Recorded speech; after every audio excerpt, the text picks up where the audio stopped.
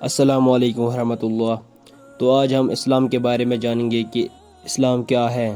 حضرت عبداللہ بن عمر رضی اللہ تعالیٰ عنہما سے روایت ہے کہ رسول اللہ صلی اللہ علیہ وسلم سے جبرائیل علیہ السلام نے جب کہ وہ ایک اجنبی شخص کی شکل میں حاضر ہوئے تھے، اسلام کے بارے میں سوال کیا۔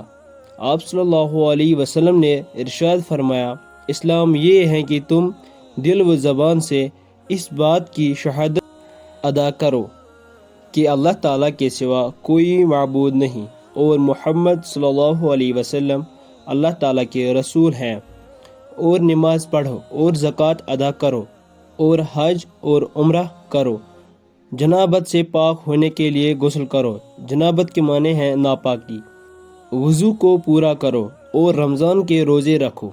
حضرت جبرائیل علیہ السلام نے پوچھا، جب میں یہ سارے اعمال کر لوں تو کیا میں مسلمان ہو جاؤں گا؟